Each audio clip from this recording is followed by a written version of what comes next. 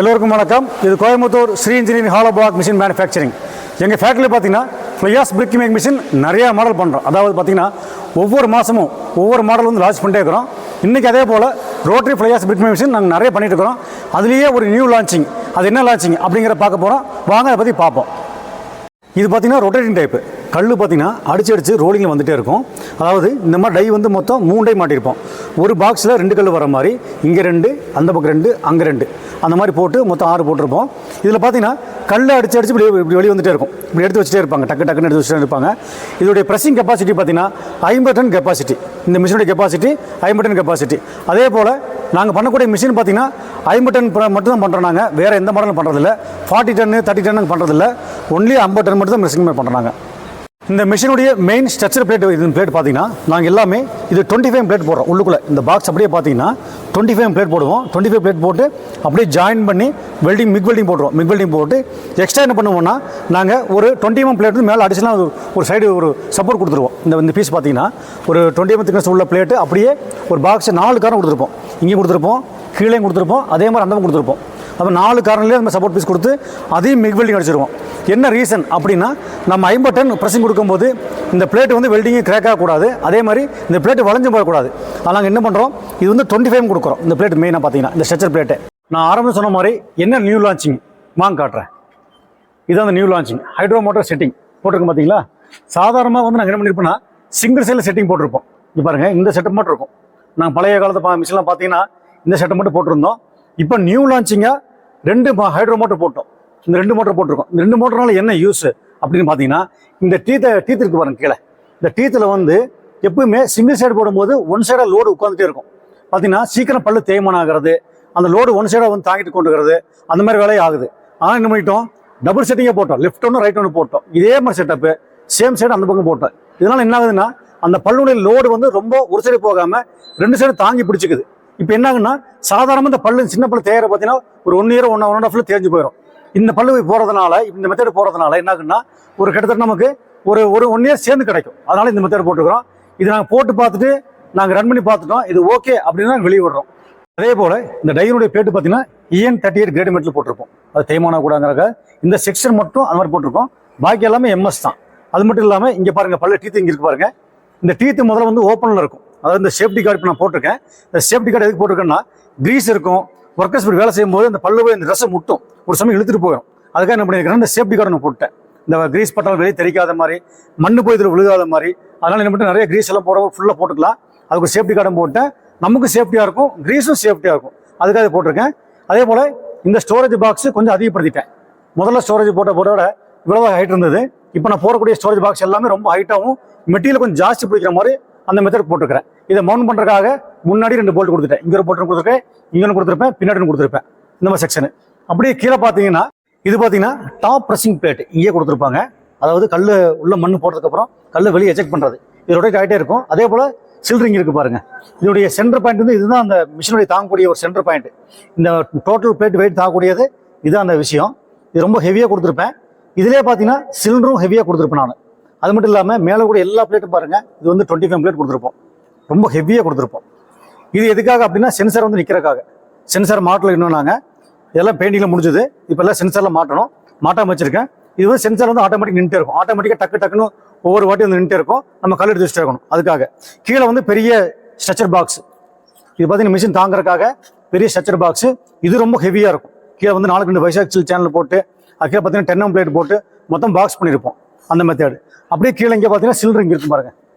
இந்த சிலிண்டர் பார்த்தீங்கன்னா 50 டன் அமுத்துற மாதிரி, ப்ரெஸ்ஸிங் அமுத்துற மாதிரி ரொம்ப ஹெவியாக கொடுத்துருப்போம். சிலிண்டர் பார்த்தீங்கன்னா இந்த கீழே ப்ரெஸ்ஸிங் சிலிண்டருடைய ராடு பார்த்தீங்கன்னா நான் வந்து 120 போட்டிருப்பேன். இந்த ப்ரெஸ்ஸிங் மெயினான ப்ரெஸ்ஸிங் பண்ணக்கூடியது இங்கே போட்டிருக்கேன் பாருங்க. அதே போல் 2 ஓஸ் கனெக்ஷன் கொடுத்துருக்கேன். அது எதுக்காகனா ஒன்று அப்பு ஒன்று டவுன், ஒன்று ப்ரெஸ்ஸிங் பண்ணுறதுக்காக ஒன்று டவுன் ஆகிறதுக்காக கொடுத்துருக்கேன். அது மட்டும் இல்லாமல் இங்கே பார்த்தீங்கன்னா ஜங்ஷன் பாக்ஸ் கொடுத்துட்டேன். மிஷினுடைய ஜங்ஷன் பாக்ஸ் இருக்குது. இதில் வந்து மெட்டல் சாக்கெட் மாட்டிடுவாங்க பாருங்க. மெட்டல் சாக்கெட் போட்டிருக்கேன் பாருங்க. 2 சைட் கொடுத்துருப்பேன். ஒன்று பின்னாடி ஒன்று கொடுத்துருப்பேன், ஒன்று முன்னாடி கொடுத்துருப்பேன். இப்போ இது கனெக்ஷன் எங்கே வருது அப்படின்னா இங்கே பேனல் போர்டு வந்துடும். இது எல்லாமே 3 பேஸ் லைன் பவர் எல்லாம் மாட்டியிருக்கேன் பாருங்கள். எல்லா கனெக்ஷன் சொல்ல மாட்டியிருப்பேன்.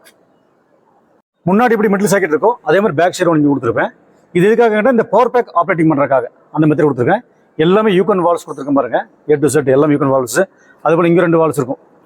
இது எல்லாமே கனெக்ஷன் கொடுக்க வச்சிருக்கேன். எல்லாம் பெயிண்டிங் ஒர்க் முடிச்சது, எல்லாம் ஃபினிஷிங் ஆயிடுச்சு. நாங்கள் இதெல்லாம் முடிச்சிருவோம். சைட்டுக்கு போனதுக்கப்புறம் தான் இந்த ஒர்க்கில் மற்ற ஒர்க்கில் பண்ணுவோம். அதே போல் மோட்ரு பாருங்கள், இது வந்து 15 HP motor, Crompton Greaves brand போட்டிருக்கேன் பாருங்கள். இது ஆக்சுவலாக 20 HP பாடி. இது நாங்கள் ஸ்பெஷலாக சொல்லி அதை வாங்குவோம், 5 HP போட்டு வாங்குவோம். அது மட்டும் இல்லாமல் இங்கே இருக்க வந்து பார்த்தீங்கன்னா கூஜன் பம்பு. இந்த பம்பு ரொம்ப பெரிய பம்பு. இது 10/6 சொல்லுவாங்க, ரொம்ப ஹெவியாக இருக்கும். இதுதான் மெயினாக, அதாவது மிஷினில் பார்த்தீங்கன்னா பவர் பேக் தான் மெயின். இந்த மொத்த செக்ஷனும் இந்த பம்பு இந்த மோட்டர் தான் மெயினான விஷயம். அது ரொம்ப நாங்கள் ஹெவியாக கொடுத்துருக்கோம். அதே இதுதான் ஆயில் டேங்கு. இதுக்குள்ளே பார்த்தீங்கன்னா நாங்கள் 300 லிட்டர் ஆயில் உள்ளே ஊற்றி கொடுத்துருவோம். ஹைட்ராலிக் 68 கிரேடு ஆயில் உள்ள ஊற்றுறோம். அது மட்டும் இல்லாமல் வெளியே பார்த்தீங்கன்னா ஒரு கூலர் மாட்டியிருக்கேன். இந்த கூலர் என்ன பண்ணும் அப்படின்னா, உள்ள இருக்க ஆயில் வந்து வெளியே சர்க்குலேஷன் இதுக்குள்ளே போயிட்டே இருக்கும். இதுக்குள்ளே போகும்போது நீங்கள் மிஷின் வாங்கினதுக்கு அப்புறம் இங்கே 2 போர்ட் இருக்குது பார்த்தீங்களா, இந்த போர்ட்டில் வந்து வாட்டர் சர்க்குலேஷன் கொடுக்கணும். அதாவது இன்னும் ஒன்று ஒரு அவுட் ஒன்று பெரிய தொட்டி ஒன்று கட்டி ஒரு 2 ஹோஸ் கனெக்ஷன் கொடுத்தீங்கன்னா உள்ள தண்ணி போயிட்டு வரும். தண்ணி போயிட்டு வரும்போது இந்த ஆயிலையும் போயிட்டு வரும்போது இந்த ஆயிலை சூடாகாமல் இந்த இது பார்த்துக்கும் இந்த கூலர். அதுதான் இந்த கூலரோட வேலை, மெயினான வேலை. இப்போ அது மட்டும் இல்லாமல் இங்கே வந்து பார்த்தீங்கன்னா நான் 2 ஹூக் கொடுத்துருக்கேன். மிஷின் தூக்குறதுக்காக 2 பெரிய ஹூக் கொடுத்துட்டேன். நீங்கள் ஈஸியாக தூக்கிக்கலாம், எங்கே வேணால் நமக்கு தூக்கி கொண்டு வச்சுக்கலாம். அது மட்டும் இல்லாமல் இது பார்த்தீங்கன்னா எதுக்காகன்னா, மண் வந்து வெளியே வேஸ்டேஜ் பண்ணி வெளியே விழுகும்படி சின்ன சின்ன கொஞ்சம் கொஞ்சம் சிதற மண் இந்த பல்லில் சிக்காமல் கரெக்டாக வெளியே இப்படி விழுந்துடும், நம்ம தொந்தரவு இல்லாமல் விழுந்துடும். அதுக்காக கொடுத்துருக்கேன். இந்த மிஷினுடைய ப்ரொடக்ஷன் எப்படின்னா 8 மணி நேரத்துக்கு 10,000 பிளாக் வந்துடும். எப்படின்னா 1 மணி நேரத்துக்கு 1250 பிளாக் அப்படிங்கிறது எடுத்துக்கலாம். இந்த இடத்துல மொத்தம் 8 மணி நேரத்துக்கு 10,000 பிளாக். அது மட்டும் இல்லாமல் இங்கே வரக்கூடிய பிளேட், மெயினான பிளேட், இந்த தாங்கல் பிளேட் பார்த்தீங்கன்னா இது வந்து நான் 30 mm திக்னஸ் உள்ள 2 பிளேட் கொடுத்துருப்பேன். இங்கே பாருங்கள், இது மெயினான பிளேட், ஸ்ட்ரக்சர் பிளேட். இது இந்த பாக்ஸில் மொத்தம் மெயினான விஷயங்கள். இதுக்குள்ளே பார்த்தீங்கன்னா உள்ள பேரிங்ஸ் நிறைய மாட்டிருப்போம். அதே போல் பேரிங்ஸ் எல்லாமே எஸ்கேப் பிராண்டாக போய் யூஸ் பண்ணுவோம். லோக்கல் பிராண்ட் நாங்கள் யூஸ் பண்ணவே மாட்டோம். எல்லா பிளேட்டும் எல்லாம் பார்த்தீங்கன்னா எல்லாமே பிராண்ட் ஐட்டம் போடுவோம். எல்லாம் மேக்ஸிமம் பார்த்தீங்கன்னா உள்ளுக்குலாம் தயாரிச்சுக்குவோம். இந்த பேனல் போர்ட் ஆகட்டும், இந்த மிஷினரிஸ் எல்லாமே பார்த்தீங்கன்னா நாங்கள் உள்ளே தயாரிச்சுக்குவோம். வெளியே வாங்கக்கூடிய ஐட்டம் வந்து இந்த பம்பு, மோட்டார், இந்த வால்வு, அந்த ஓசஸ் மட்டும் வெளியே இருந்து வாங்குவோம். பாக்கி எல்லாமே உள்ளுக்குள்ளே மேனுஃபேக்சர் பண்ணிக்குவோம். ஏன் நாங்கள் உள்ளே மேனுஃபேக்சர் பண்ணோம்னா, நாங்கள் வெளி மாநிலங்கள் எக்ஸ்போர்ட் அப்படி நிறைய பக்கம் சப்ளை கொடுத்துருக்குறோம். அப்படி கண்ணுக்கு தெரியாத நிறைய தூரத்துக்கு போகுது. அப்படி போகிற போது நாங்கள் பண்ணக்கூடிய பொருள் எல்லாமே பிராண்டடும் நல்ல குவாலிட்டியாக இருந்தால் தான் கஸ்டமர் நம்மளை விரும்பி வாங்குவாங்க, அடுத்த கஸ்டமருக்கு ரெஃபர் பண்ணுவாங்க. இப்போ நிறைய கஸ்டமர் என்ன பண்ணுறாங்கன்னா, யூடியூப்லேயே நிறைய கேள்வி கேட்குறாங்க. அப்படி கேட்க வேண்டாம், நீங்கள் எனக்கு கால் பண்ணிடுங்க. என் நம்பர் கீழே டிஸ்கிரிப்ஷன் இருக்கும், எனக்கு கால் பண்ணிடுங்க. நம்ம அப்புறம் பேசுறதுக்கு ரொம்ப ஈஸியாக இருக்கும். அதனால் யூடியூப்ஸில் நிறைய கேள்வி கேட்க வேண்டாம், நீங்கள் நேராக டேரெக்டாக காலே பண்ணிடுங்க, இல்லை வாட்ஸ்அப் சேட் பண்ணிக்கலாம். ரோட்டரி மிஷின் அப்படி பார்த்துட்டிங்கன்னா நாங்கள் ஒரே ஒரு மாடலும் பண்ணுறோம். அது இந்த மாடல் மட்டும்தான். இது பார்த்தீங்கன்னா 50 டன் கெப்பாசிட்டி, 50 டன் கெப்பாசிட்டி, இது மட்டும் தான் பண்ணுறோம். இது இல்லாமல் அப்படி பார்த்தீங்கன்னா நாங்கள் இந்த பெல்ட்டில் வரக்கூடிய மாடல் பார்த்தீங்கன்னா கிட்டத்தட்ட 4-5 மாடல் பண்ணுறோம். இந்த மாடல் இதில் பார்த்தீங்கன்னா ஒரு நியூ லான்ச் பண்ணிடுறேன் இந்த மிஷின். இது அடுத்த வீடியோ உங்களுக்கு பதிவு பண்ணுறேன். என்ன நியூ லான்ச்சிங் அப்படின்னா, இந்த மெத்தட் பாருங்கள், எப்படி இருக்கும் பாருங்கள்.